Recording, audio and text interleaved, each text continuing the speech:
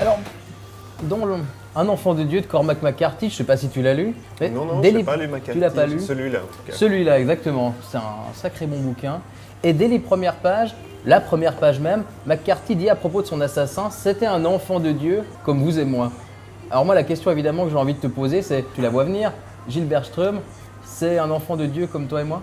Pour autant que Dieu existe. Alors là, on lance. Alors si on se resserre sur le comme toi et Mais moi. en tout cas, c'est un être humain comme toi et moi. Ouais. Ça, oui. Ouais, bah c'est ce qui m'a frappé, c'est toi, au contraire, finalement, dès les premières pages, on tombe sur le monstre, sur l'animal, sur l'ogre de Rambouillet. Alors on comprend que c'est une dénomination médiatique pour ce dernier cas. Mais est-ce que c'est pas une manière finalement de se protéger en tant qu'homme finalement, de sauvegarder un peu sa pureté? D'ouvrir sur l'ogre. C'est-à-dire, oui, c'est-à-dire de se dire, bon bah là il y a le monstre, donc nous on n'est pas le monstre. Si tu vois. tu démarres le livre avec cette posture, tu perds toute notion du bien et du mal, puisque chaque être humain n'est pas que bon ou n'est pas que mauvais. Et justement, je décortique ça dans le livre.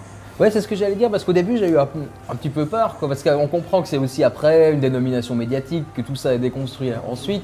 Dans la deuxième partie particulièrement, quand là on est beaucoup plus proche de l'assassin, mais au début je me suis dit, est-ce qu'on est là comme chez certains romanciers américains, où finalement on nous convoque des anges et des démons, histoire de mettre la bonne population américaine, de la sauvegarder, Ok. en se disant, tu vois, ça c'est les gens bien, et là il y a le monstre qui apparaît, mais il n'a rien à voir avec nous.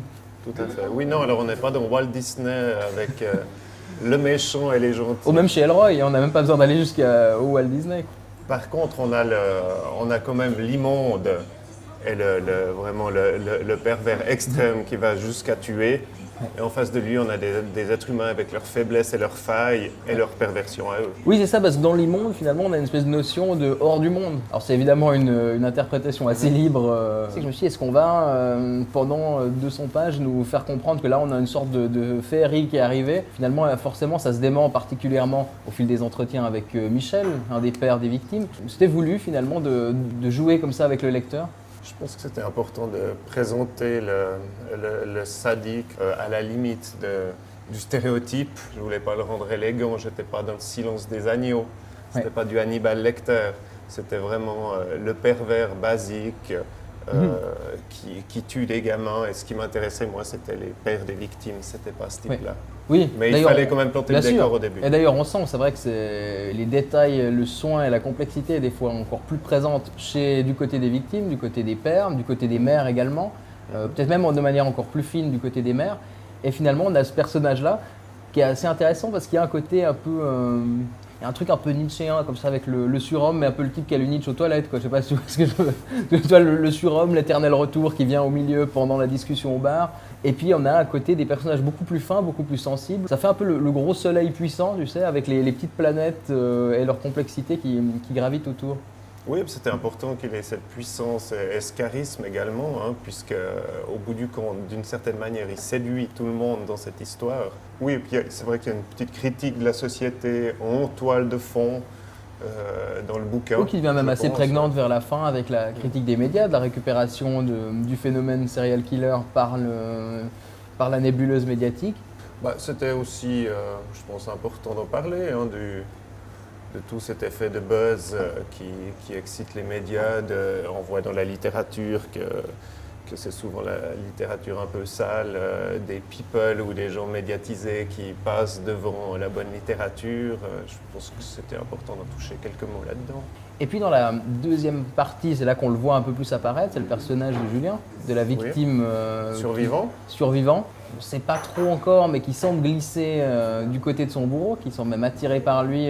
L'attraction est forte, qu'exerce le personnage de Gilles Bergström et sur le lecteur et sur les parents des victimes, mais est-ce qu'il s'inscrit soit dans les faits récents de la victime du sadique de Romont? Ça a été écrit, donc j'avais écrit ça avant, donc c'est plutôt la réalité qui a rattrapé mon texte, hélas.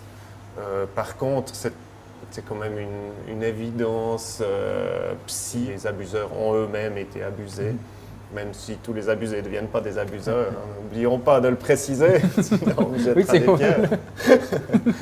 dans le texte, dans le livre, c'est vraiment un enfant de 10 ans qui est tout d'un coup avec ce pervers qui prend finalement un peu comme l'image du père de Natasha Kampusch. On a ça qui est très fort. Donc il est maltraité, mais c'est aussi cette personne qui le nourrit, c'est cette personne entre guillemets qui lui donne de l'affection. Oui, c'est une espèce d'univers de protection et de stabilité finalement. On parle du syndrome de Stockholm, mais ça va un peu plus loin. C'est pas seulement aimer son bourreau, c'est aimer la personne de qui la vie neutre en tant que victime. Alors par chance, je n'ai pas été victime d'un sadique, mais c'est évident qu'à chaque fois, la vie de la personne séquestrée dépend du bourreau. Mais c'est là quelque chose de fort, c'est qu'on est non seulement dans le pardon, dans une forme de pardon, mais encore plus fort que le pardon, une forme vraiment presque d'adhésion et d'amour finalement. Là, la victime, en devenant adulte, réalise que lui aussi a des pulsions. On ne devrait pas trop le dévoiler puisque c'est en fin de livre, mais c'est pas non plus non, un secret. Ça ne se joue pas sur le suspense. Il n'y a pas de suspense là-dedans. Commence à faire des parallèles avec son bourreau et trouve aussi des manières de justifier ses pulsions à lui, en se disant que finalement, c'est peut-être normal. Mais tu disais en entrée, quand tu es arrivé, on a parlé de McCarthy, de l'enfant de Dieu, et tu disais il n'y a pas de référence chrétienne dans ce livre. C'est vrai, il y a quelques personnages chrétiens. Je parlais de Dieu. Voilà, il n'y a pas de... Oui, pardon, c'est vrai. Il n'y a pas de Dieu, ouais. Mais on retrouve cette notion de pardon qui est presque... c'est presque un pardon imposé. On a l'impression que ce n'est pas justement le pardon chrétien, que ce n'est pas le pardon de la religion, mais c'est le pardon finalement des lois psychologiques. On a l'impression que c'est une sorte de pardon forcé et extorqué. Oui, alors je pense que la notion de pardon n'est pas du tout religieuse, elle est vraiment psychologique. Et ça fait partie des options pour guérir du mal qu'on a pu nous faire, mais là c'est à tous les niveaux dans la vie. Je veux dire, soit tu passes ta vie dans la colère, soit tu réussis à pardonner à ceux qui te l'ont fait en disant qu'il y a un ensemble de faits qui fait qu'ils en sont arrivés à faire ça, etc. Donc le pardon est en effet pas forcément lié à la religion. Non, et voilà, il peut même être une sorte de mécanisme de défense ou de réappropriation de sa propre histoire. Oui, il l'est, c'est pas juste Le livre est sorti il y a quelques semaines déjà. Des retours, il y en a eu beaucoup, on le sait, des lecteurs, mais est-ce qu'il y en a qui auraient vécu des situations similaires, qui auraient été confrontés à ce genre d'épreuve? Hélas, oui. Il semble que, bon, évidemment pas des gens qui se sont fait tuer suite à un rapt. Oui, ça c'est plus difficile, c'est un peu plus emmerdant. Ouais. Mais par contre, qui ont croisé dans leur vie ou dans leur enfance souvent des pervers, hélas, beaucoup. Oui. Et ils ne viennent pas forcément spontanément vers moi liés au livre. Ouais. Mais quand je pense qu'avec le précédent, c'était plus facile. Parce que forcément, on se dit, bah ouais, moi aussi j'ai pris de la coke, moi aussi j'ai pris de l'héros, c'est peut-être plus facile à dire que moi j'ai été abusé dans mon enfance ou j'ai été la cible d'un pervers. Non, mais en gros, ça n'arrête pas. Que ce soit les bénévoles au livre sur les quais qui viennent m'expliquer que leurs parents les forçaient à rester chez les grands-parents, qui abusaient d'eux et que les parents ne voulaient pas en entendre parler. Ça, c'était ce week-end. Une rencontre sur Genève qui me dit c'est incroyable, moi j'ai passé toute mon enfance dans la cave, ma mère m'y enfermait. Ah oui, d'accord. Et ça se vit comment en tant qu'auteur, quand on est face à ça, quand on est dans une logique souvent un peu détendue de signature, de rencontre avec le public, ça amène quelque chose d'assez lourd? Bah, ça dépend. Certaines personnes en parlent avec du recul et d'autres, on a un peu l'impression qu'ils n'en ont jamais parlé. Et donc, oups, qu'est-ce que je fais? Il faut savoir comment réagir. Qu'est-ce que je fais avec ça? Voilà, bah, j'avais déjà eu ça avec le premier où j'avais beaucoup de parents de toxicomanes qui arrivaient en pleurs aux séances de signature. Ça fait un peu partie du truc. On me dit souvent que le premier livre, c'est le premier et que si on ne l'aime pas, on n'en parle pas. Pour le deuxième, évidemment, il y a cette expression vaudoise que je déteste, on vous attend au tournant, comme on dit. Oui, oui. Hein, on t'a attendu, tu as eu l'impression qu'on t'attendait au tournant, justement? Dans les faits, je ne l'ai pas ressenti. Par contre, j'avais cette peur-là d'être attendu au tournant. En bon vaudois. Oui, c'est ça, bah oui, parce qu'il y a l'expression est en moi. Oui, j'avais quand même envie d'offrir un bouquin que j'étais vraiment capable de défendre, en gros. Oui, ça, juste pour pouvoir... Oui, Donc, j'étais en effet attendu au tournant sans doute. On aime ou on n'aime pas, mais on ne peut pas l'attaquer, on ne peut pas dire que votre bouquin c'est de la merde. Parce que il est sorti, je le disais, il y a quelques semaines, les critiques sont bonnes. Il est sélectionné pour des prix, pour l'instant bien accueilli, mais malgré tout, il y a parfois des petites critiques un peu plus négatives. On les prend comment? C'est quelque chose que tu n'avais jamais eu, j'imagine, pour le premier? Moi, j'en ai eu une, oui, juste, oui. D'un dans la Tribune de Genève, où c'était vraiment un petit encart où le sadique déçoit ou un truc comme ça. Oui, c'est verbe. Franchement, j'ai lu cette critique, j'ai été gêné pour la journaliste. Et en plus, c'était la première, donc ça m'a fait mal en me disant « oups ». Et maintenant, je la relis, je me dis « mais comment a-t-elle pu ne rien voir dans ce livre ?» Donc, Et puis forcément, en plus, bon, c'est la première, mais visiblement, ça n'a pas fait boule de neige. Les autres sont pas du tout... sont pas suivi ce mouvement. C'est des fois un peu le risque qu'un premier média donne le là. Oui, je pense que ça dépend aussi qui est ce premier média, parce qu'il y a des personnes qui sont vraiment suivies et que d'autres critiques n'oseront pas confronter, contredire. Au pire, ça te fera le côté critique des médias qu'on retrouve dans le livre pour un prochain bouquin. Quoi. Ouais, mais c'est quand même gênant, parce qu'il n'empêche que après, tout ça reste sur Internet. Et, elle l'a mis dans le blog, son blog personnel, dans le blog de la Tribune de Genève, oui. sur le site de la Tribune de Genève, à chaque fois en changeant le titre. Donc c'est complètement, on a l'impression qu'il y a eu 3 mauvaises critiques alors que c'est juste une personne. Mais est-ce que justement la mauvaise critique, ça donne pas finalement c'est pas bon aussi pour le lecteur qui est presque rassuré parce que quand il lit que des bonnes critiques, il se dit bon ben là est-ce qu'on est en train de me prendre pour un con? Est-ce que le type au fond il soudoie un peu la presse? Est-ce qu'il a un papa qui est chez ta média, tu vois? Est-ce que d'avoir un peu de confrontation, d'avoir un peu de débat, ça stimule pas le lecteur justement? Oui, mais on peut pas parler d'une critique de quelqu'un qui dit juste le livre déçoit. Non, c'est vrai. En l'occurrence, c'était pas une critique, c'était vrai, juste écrire un peu de mal sur le bouquin. Oui. Des fois, dans l'autre sens, il faut quand même dire qu'on a un peu pareil. Le livre plaît, le livre surprend, et puis on n'en a pas plus, quoi. On pourrait traiter du sujet des critiques littéraires en Suisse romande, hein, c'est quand même assez délicat. Parce qu'on n'a pas de pointure de critiques littéraires qui ont accès aux journaux. Donc c'est souvent des journalistes qui font ce qu'ils peuvent pour parler des bouquins.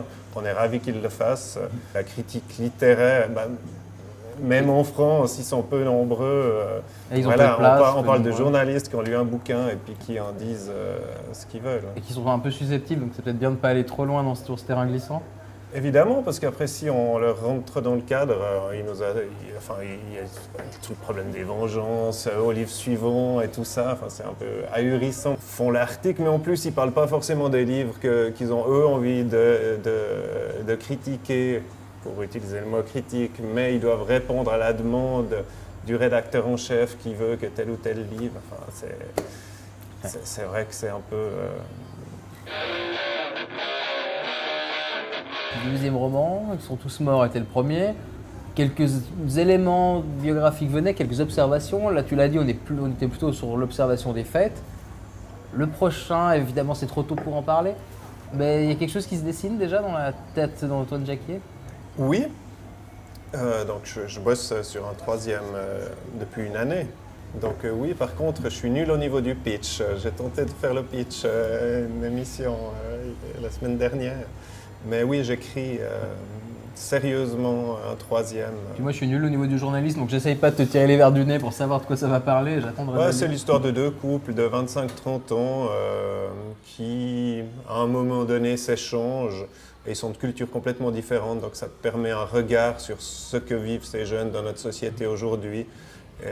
D'abord, ils se regardent en chien de faïence, puisque d'origines différentes, et puis ensuite les origines se mélangent pour trouver les moments où on peut se rejoindre et les moments où c'est vraiment pas possible de trouver les ponts.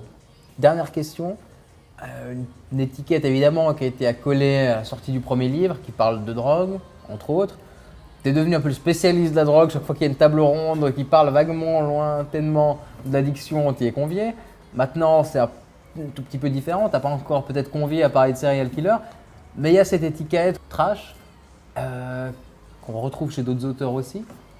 Ça peut être castrateur, ça peut être un frein, ou au contraire, tu t'en fous un peu? Non, franchement, je suis tellement content que les gens apprécient mes bouquins, les achètent et les lisent, que je me fiche bien de l'étiquette qu'on me met. Après, ce qui peut être délicat, c'est de décevoir les lecteurs qui aiment ce style-là en faisant complètement autre chose. Tu l'as peut-être vécu en tant qu'écrivain en essayant différents styles. C'est le seul risque, par contre. Oui, puis sous l'étiquette, il y a l'auteur, et puis l'auteur, il a ses thèmes, il a ses obsessions, tu as les tiennes. J'imagine qu'elles vont ressortir d'un livre à l'autre. Il y a déjà d'ailleurs des parallèles entre Ils sont tous morts et Avec les chiens. Il y a des éléments d'interrogation récurrentes. Celle de Dieu et du diable qui ouvrait Ils sont tous morts cette fameuse question qui du diable ou de Dieu est le plus fort, qu'on retrouve un peu détournée dans la scène du bistrot où le type dit le monde finalement, le diable regarde le monde en se masturbant, quelque chose comme ça. On retrouve des espèces de points de contact, donc on a affaire à Antoine Jacquier. Tout à fait, ouais, j'ai un regard assez sombre sur le monde, mais j'ai l'impression que j'ai un regard plutôt objectif. Et c'est vrai que j'essaie parfois dans mes textes de casser le côté bisounours que la majorité tente d'imposer au monde, alors que la réalité, mieux vaut la regarder en face pour pouvoir agir. Et on se réjouit du 3e bouquin. Et là, on a déjà affaire avec les chiens, aux éditions L'Âge d'Homme, toujours, qui ont une chouette rentrée littéraire cette année d'ailleurs, avec d'autres, Damien Murit, Olivier Silly, d'autres encore. Gérard Salem, Marie-Christine Horn. J'avais pas la liste. Et Eugène. Et Eugène.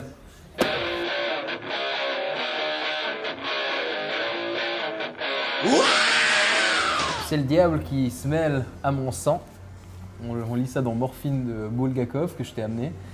Alors, je sais pas si tu connais, ça fait forcément un peu plus le pont avec ton premier livre qu'avec le dernier.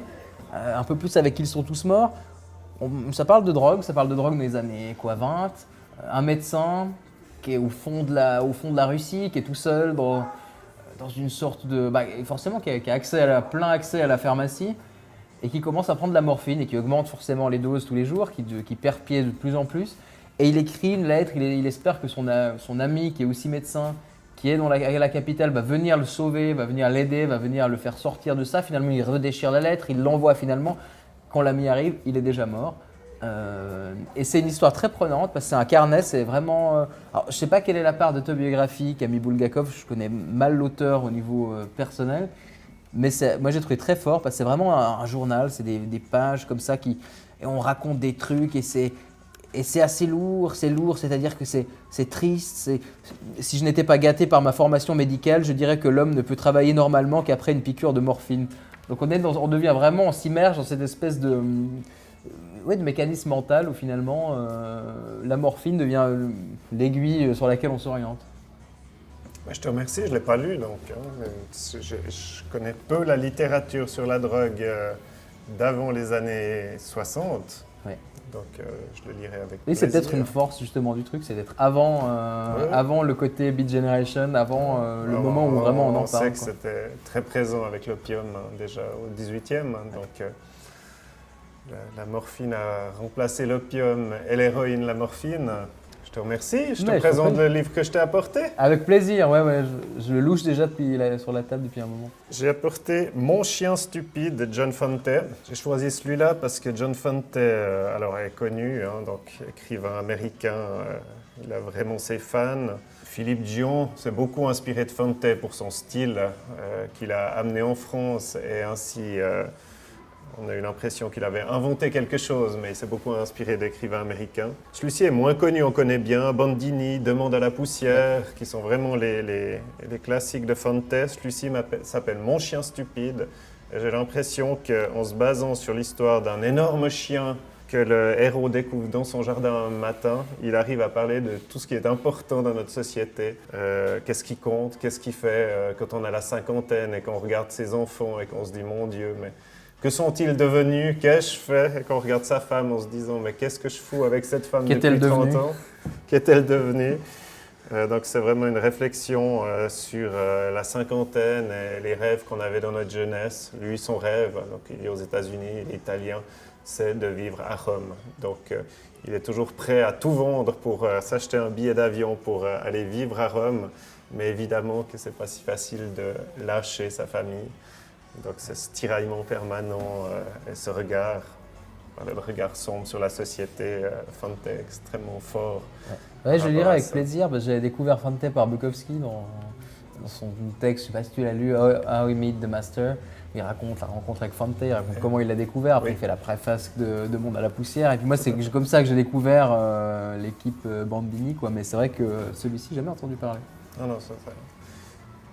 Personnellement, ça a changé ma vision de la littérature, ce bouquin-là, par rapport à la possibilité de parler d'un microcosme et qu'en fait, ça te remue par rapport à l'humanité dans son entier. Eh ben, je me réjouis. Merci bien. Merci Quentin. Et puis C'est un santé. plaisir. Santé. On refait santé à la fin. Les verres presque vides. Malheureusement, ouais, ça signe un peu la fin d'une émission, c'est l'horreur. On va en prendre.